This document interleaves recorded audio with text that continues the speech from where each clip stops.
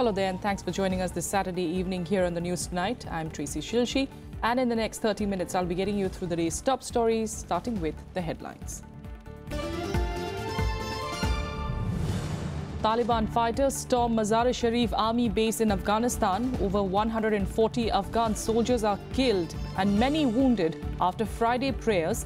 At least 10 Taliban militants are shot dead in the fighting.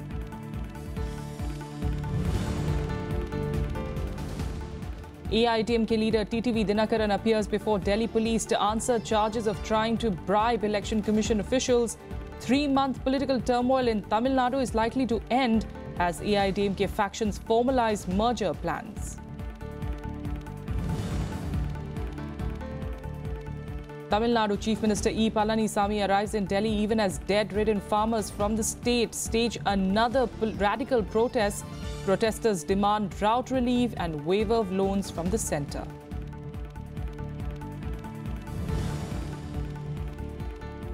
And the Delhi Election Commission gears up for the civic elections in the national capital on Sunday. Over 1.3 crore people are expected to vote in the polls, spread over 13,000 booths in 272 wards. Results will be declared on Wednesday. Let's start with the news coming in from Afghanistan, where the death toll of the Afghan soldiers has now touched 140 and several more have been wounded in a Taliban attack on an army base. Fighting lasted for several hours near the city of Mazar-e-Sharif in northern Balkh province. Here are all the details. A stark reminder that no one is safe from terrorists. In one of the recent most audacious attacks on security forces, Afghan soldiers were killed or wounded on Friday when Taliban gunmen, disguised in Afghan army uniform, talked their way past checkpoints and attacked a military base. Eyewitnesses say the insurgents targeted those leaving the Friday prayers at the base's mosque and others in a canteen. ما خود صدا شنیدیم یک 3-4 صدا شاید راکت بود چیز بود خو پس همون تو آمدیم دیگه جنگ شروع بود. The Taliban said in a statement that they had carried out the attack using suicide bombers to breach defenses. At least 10 Taliban militants were killed in the fighting and one attacker was detained. An Afghan Defense Ministry spokesperson said, "The majority of our soldiers were offering Friday prayers at the time of the assault. Over 100 Afghan army forces were martyred and wounded." The base at Mazar-e-Sharif is home to the Afghan National Army's 209th Corps, responsible for providing security to most of northern Afghanistan, including Kunduz province, which has seen heavy recent fighting. Several German and other foreign soldiers are reported to be garrisoned there. Bureau Report, Rajya TV. And back home, negotiations are on track for the merger of the two AIDMK factions led by Chief Minister E.K. Palaniswamy and the former Chief Minister O. Paneerselvam. Both sides have formed committees to reach an understanding on the terms of the merger. And although some reports state that O. Paneerselvam could be the next Chief Minister of the state, others claim that the leadership is far from being decided. The 3-month-long political turmoil in Tamil Nadu is all set to end, say media reports. According to them, both warring factions of the parties are closer to a merger. The reports also claim that O. Paneerselvam could be the new chief minister, while incumbent E.K. Palaniswamy could take over as the new general secretary in place of jailed V.K. Shashikala.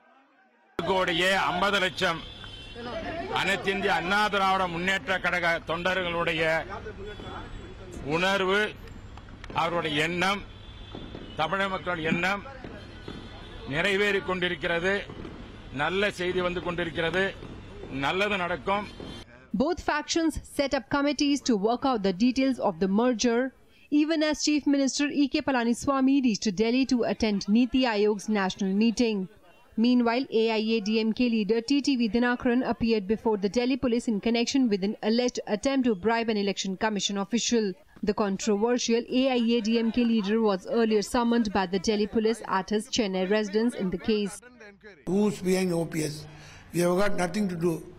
In fact, we are the first person to oppose OPS, and we have brought light to the public what are mistakes he has committed as Chief Minister and what connection he is having between security and all these things were brought to light only by DMK. We want Dinakaran to be out of the party. But Dinakaran says that I'm away from the AIDMK. We don't want him to be away from AIDMK. We want him to be out. Like how Amma in 2011 announced that such a people, 1, 2, 3, 4, 5, 6, 7, 8, 9, 10 from Sasikala family, from Mafia gang, from Mannarkudi family, holding these type of postings are out. I am removing them from the posting. The opposition DMK accused the ruling party with surrendering to the BJP, a charge the party denied. It is a succession war. There is no leadership which has got public approval in AIDMK, and that is the reason they have not been able to decide who should lead the party. So that is the problem which is not of BJP making, and I feel BJP has no role in deciding who should lead the AIDMK and who should give the governance. The decision to bury the hatchet by the two factions seems to be a result of the realization that the present government is extremely vulnerable. Defections of just 6 of the 122 MLAs in the ruling faction could bring it down. Bureau Report, Rajya Sabha TV. Meanwhile, Tamil Nadu farmers continued their month-long protests in Delhi today with their demands for relief and loan waiver falling on deaf ears. The farmers then now took their protest to yet another level at Jantar Mantar. Here's a report. In another desperate attempt to draw the government's attention, debt-ridden farmers from Tamil Nadu resorted to more radical protests on Saturday. The DCP, he requests us not to drink before the people, but before coming here, our 2 people drink the urine. 2 people, then one Vasudevan and Jyoti Murugan, drink the urine. Now, other urine we collected, we taken to the Tamil Nadu. The farmers are staging protests at Jantar Mantar for over a month now, demanding drought relief and waiver of loans from the centre. We are waiting here for the past 40 days here. We are expecting that the Prime Minister of India will call us or they will come here to hire the grievance of the Tamil Nadu farmers. So far, he didn't come here. He didn't send any letter. He didn't send any information to us. Today also, our Chief Minister of Tamil Nadu will come here and they want to see us. In the meantime, the central government has not given any water to the Tamil Nadu. They are thinking Tamil Nadu is a separate state. So that's the reason they are not considering the Tamil Nadu farmer as a backbone of India. They are thinking that we are the downtrodden people and we are the slaves of India. Over the days, the farmers have used several unconventional and often bizarre ways to highlight their demands. Shaving off half of their mustaches and heads, keeping mice and snakes in their mouth, conducting mock funerals and carrying skulls of other farmers who they claim committed suicide. By the opposition party in Tamil Nadu and CM, we will be act. Otherwise, they will not give any suitable reply to us. We will die here, sir. No other way for us. Farmers say that lack of rains last year caused crop failure, forcing many to default on loans taken from banks and moneylenders. While the centre's national crop damage insurance schemes do offer some solutions, farmers' unions claim their implementation is too slow to be of any help. Bureau Report, Rajya Sabha TV. In other news, Finance Minister Arun Jaitley on Saturday said that for the first time there's popular support for economic reforms in India, and the recent election outcomes are indicative of it. Jaitley asserted that repeated elections indicate that people have become more aspirational and highly supportive of reforms. The minister also added that in the last 3 years, India has grown in the range of 7 to 8%, even as the world has experienced a slowdown. Lauding the Modi government, Jaitley said that India has become a largest investment hub. Jaitley was speaking at a reception hosted in his honor by the Indian ambassador to the US, Navtej Sarna, in Washington. The audience consisted of officials from the Trump administration, diplomats and Indian Americans. Now, over 56,000 police and paramilitary personnel will be deployed to ensure that the upcoming Delhi civic polls are conducted without any glitches. A total of 774 premises and 4,748 booths in the city are being declared sensitive and hypersensitive, according to the Delhi police. The police has made adequate and full security arrangements in all facets, including anti-terror measures. Meanwhile, making the last pitch, Congress has claimed that the party will win over 200 seats in the civic body polls. Congress also took a dig at the BJP and Aam Aadmi Party, accusing them of running a negative campaign instead of suggesting solutions to the problems faced by the people. On the other hand, AAP attacked the ruling BJP. Traditionally, a contest between the Congress and the BJP, the elections to the Delhi's 3 municipal corporations on Sunday would see a 3-way fight, with the Aam Aadmi Party contesting for the first time. ये reality है। आज हम जिसको vote दे रहे हैं, अगर दिल्ली के लोग, हम सब लोग दिल्ली में कूड़ा फैलाने वाली पार्टी को चुनेंगे, कूड़ा फैलाने वाली पार्टी को नगर निगम की सत्ता देंगे, तो उसके रिजल्ट में तो कूड़ा फैलेगा ही फैलेगा, उसके रिजल्ट में तो चिकनगुनिया होगा ही होगा। आपकी जो राजनीति है वो टकराट की राजनीति है, गाली गलौज की राजनीति है, तो मैं नहीं समझता उससे विकास हो सकता है। अगर दिल्ली में जिस दिन दिल्ली में बीजेपी की सरकार आ गई, दिल्ली विधानसभा में भी, आप समझिए कि तालमेल के साथ बहुत अच्छा काम होंगे, तब किसी प्रकार का कोई भी जनता को परेशानी नहीं रहेगी। तो इसलिए आप डरा रहे हैं कि बिजली पानी महंगा कर देंगे। Well, a day after she was expelled from the Congress, Barkha Singh joined the BJP on Saturday. Singh was welcomed into the party by BJP's National Vice President and Delhi in charge, Shyam Jaju. On Friday, she was expelled from the Congress for 6 years for undertaking anti-party activities. On Thursday, she resigned from all party posts, raising questions over the leadership of Vice President Rahul Gandhi and Delhi Unit Chief Ajay Maken. While resigning as chief of DPCC's women's wing, Barkha Singh had said that Rahul Gandhi is unfit to lead the party. कल ही हमने कहा था, इस चुनाव प्रचार के दौरान कांग्रेस के प्रमुख नेता राजेंद्र सिंह लवली, मलिक जी और आम आदमी पार्टी के भी बहुत नेताओं ने इस कैंपेन के दौरान भारतीय जनता पार्टी में प्रवेश किया। अपने पार्टी से असहमति होकर, अपने पार्टी से हताशा और निराशा होकर भारतीय जनता पार्टी ज्वाइन करने वालों की संख्या दिन प्रतिदिन बढ़ते गई। पहले की कांग्रेस थी वो जनाधार वाली कांग्रेस थी, वो पब्लिक की नब्ज पकड़ना जानती थी, वो लोगों का दुख दर्द सुनना जानती थी, वो जो कांग्रेस पार्टी थी, जो नेता थे वो लोगों का दुख दर्द सुनते थे। आज वो पार्टी में गायब हो गया। Chief Justice J.S. Kheher on Saturday said that India can establish itself as a hub for commercial international arbitration and emerge as a leader among other Asian developing economies. Addressing the Engaging Asia Arbitration Summit, Justice Kheher said that the potential for international arbitration is increasing due to foreign investment. He said a robust legal system and zero government interference can make India a preferred destination for international commercial arbitration. The CJI said that the government's Make in India scheme will make the country a favoured market among the emerging ones. He also noted that India has a talent pool of lawyers and arbitrators, and the future of international commercial arbitration in Asia must commence from India. With that, a quick break here. We'll be back with more news in a bit. Stay with us.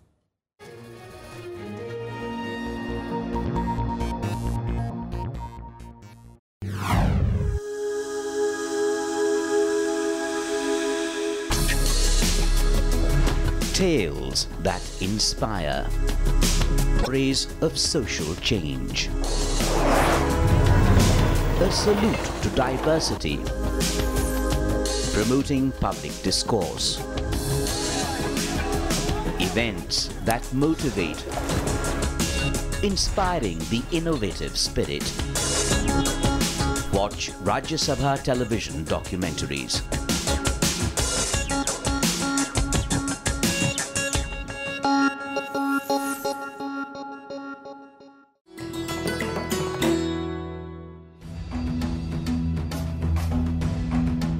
Unakoti, the famous Shaiva pilgrimage spot in Tripura, dates back to the 8th and 9th century. The name means one less than a crore. It owes its origin to an interesting legend that says Lord Shiva, who was on his way to Kashi, stopped here for a night halt along with gods and goddesses. Together, their number totaled 1 crore. At sunrise the next day, Lord Shiva was incensed to find all the gods and goddesses still asleep. Cursing them to become stone images, he left alone for Kashi. Unakoti, apart from its rock-cut carvings, has an imposing Shiva head called the Unakotishwara Kal Bhairav. Other eye-catching works include 3 enormous images of Nandi bull that are half buried in the ground and a gigantic Ganesh. To this day, the logistics of these huge carvings remain a mystery.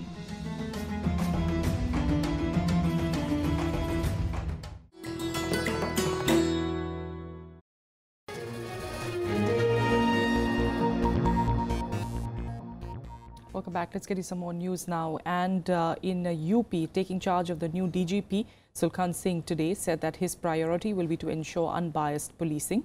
He also promised to take action against anyone indulging in vigilantism in the name of Gaur Raksha. Singh promised that FIRs will be filed in every case and police will get full freedom to work without fear or pressure from any quarter. Singh, who was previously the DG training, also promised a corruption-free police force in the state. माननीय मुख्यमंत्री जी के स्पष्ट आदेश है कि कोई सत्ता party का हो किसी का हो, किसी तरह कोई उद्दंडता या गड़बड़ी न करे और पुलिस निष्पक्षता से कार्रवाई करेगी। हम ये इंश्योर करेंगे कि 100% FIR लोगों की दर्ज हों। हम पुलिस के अधिकारियों का आकलन आंकड़ों के आधार पर नहीं करेंगे। भ्रष्टाचार के प्रति 0 टॉलरेंस हमारे पुलिस अधिकारी रखेंगे। The Medical Council of India has warned doctors of action if they don't prescribe generic medicines to patients. The MCI also asked medical practitioners to ensure rational prescription and use of drugs, failing which strict disciplinary action will be taken against them. The directive comes days after Prime Minister Narendra Modi spoke of putting in place a legal framework to ensure that doctors prescribe low-cost generic medicines to patients. The MCI also asked the medical community to follow its 2016 notification.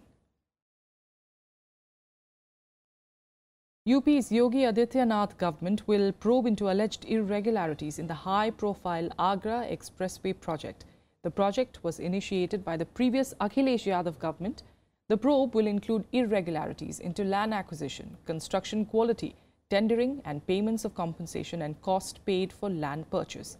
Probe will be conducted in all 230 villages where land was purchased or acquired for the project. The newly appointed chairman of UP Expressways Industrial Development Authority has written a letter to all 10 district magistrates associated with the project to return the unused funds of the project to the government immediately. They've also been told to submit a detailed report about land acquisition, payments of compensation and price paid to the farmers in purchasing the land for the project. The decision of a probe comes 4 days after an FIR was filed in Firozabad against 5 Chakbandi officers and 22 landowners for owning agricultural land in a village as residential land. It is noteworthy that residential plots are eligible for greater compensation. The national capital, Delhi, on Saturday witnessed a sudden change in weather with a dust storm causing low visibility in many areas.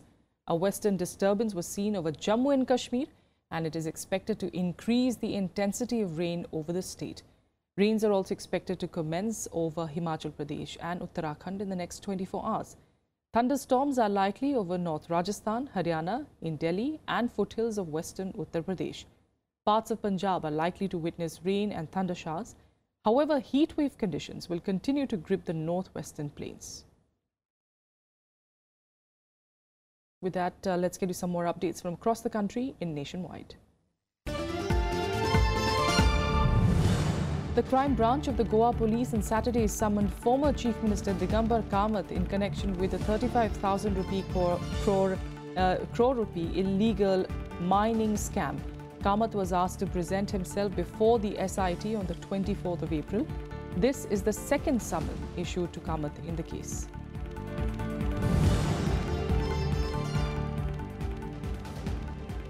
The railways will increase 3 AC coaches in long-distance trains in the wake of rising demand for air-conditioned coaches.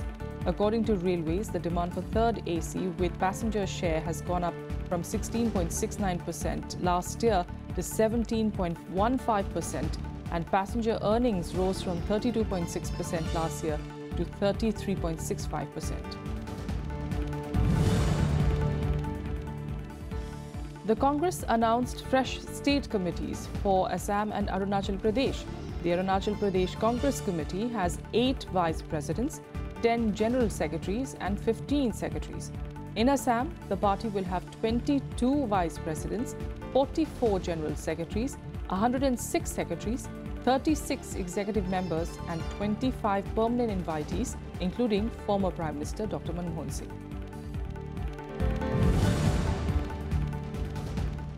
Punjab Chief Minister Captain Amrinder Singh today met Union Home Minister Rajnath Singh and put forth various demands, including financial help from the centre to modernise state police.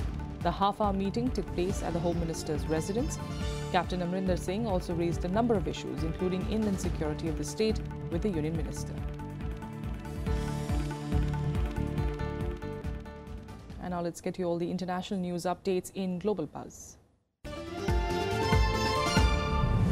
US Vice President Mike Pence met Australian Prime Minister Malcolm Turnbull for the first time on Saturday in Sydney. Talks between the two sides are expected to focus on trade and regional security. The US is looking to Australia to strengthen economic ties and security cooperation amid disputes in the South China Sea and tension on the Korean Peninsula. Australia's relationship with the US got off to a rough start when Trump called Turnbull's resettlement arrangement as a dumb deal.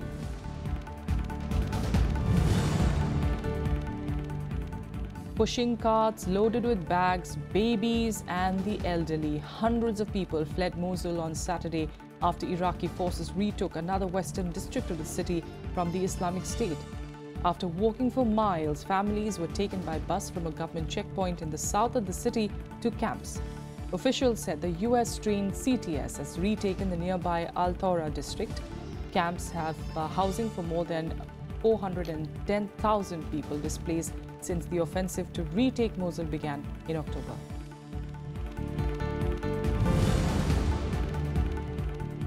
The Donald Trump administration has reportedly asked US Surgeon General and Indian American Vivek Murthy to resign from his post.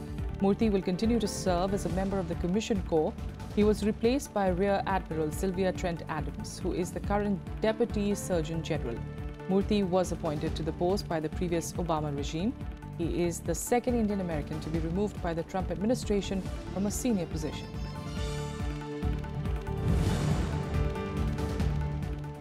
China's first cargo spacecraft, Tianzhou-1, successfully completed docking with an orbiting space lab on Saturday, the Beijing Aerospace Control Center said. Tianzhou-1 was successfully launched on Thursday from the Wenchang Space Launch Center in the southern Hainan province and made contact with the space lab within hours. Tianzhou-1 can carry over 6 tons of cargo as well as satellites. And here are some updates from the world of sports in SportsBeat. Fourth-seeded Rafael Nadal beat Argentina's Diego Schwartzman in their quarterfinal of the Monte Carlo Masters 6-4, 6-4. Nadal is the only single-figure seed left in the tournament after second-seeded Novak Djokovic was defeated by Belgium's David Goffin. Djokovic follows top-seeded Andy Murray, Stan Wawrinka, Marin Cilic and Thomas Berdych out of the tournament. Italian cyclist Michele Scarponi has been killed in a road accident after being hit by a van. The incident took place while he was training close to his home in Filotrani. The 37-year-old finished the Tour of Alps on Friday and had left home early on Saturday for a training ride when the accident occurred at a crossroads. Scarponi is survived by his wife and 2 children.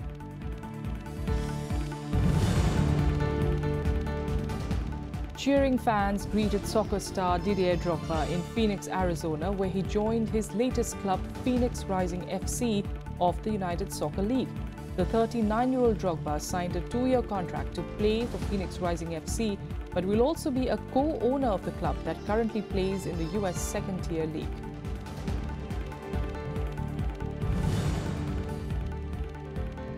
The Fed Cup World Group semi-finals began on Saturday with Belarus hosting Switzerland in Minsk and the US hosting Czech Republic in Florida. This is the first time that Belarus has reached the semi-finals of the Fed Cup World Group. They beat the Netherlands 4-1 to reach the semis. And finally, people across the world are celebrating Earth Day today. Celebrated since 1970 on the 22nd of April every year, it is observed to raise awareness on global environmental issues and activism. Events coordinated by the Earth Day Network are being held globally. The scientific community world over is all geared up for the March for Science. In fact, this occasion is now recognized in more than 193 countries, and programs are held to demonstrate support for environmental protection. On Earth Day 2016, the landmark Paris Agreement was signed by the US, China and around 120 countries.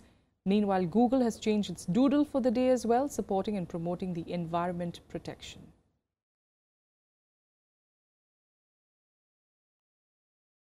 That's all we have for you on the news tonight. Thank you so much for joining us.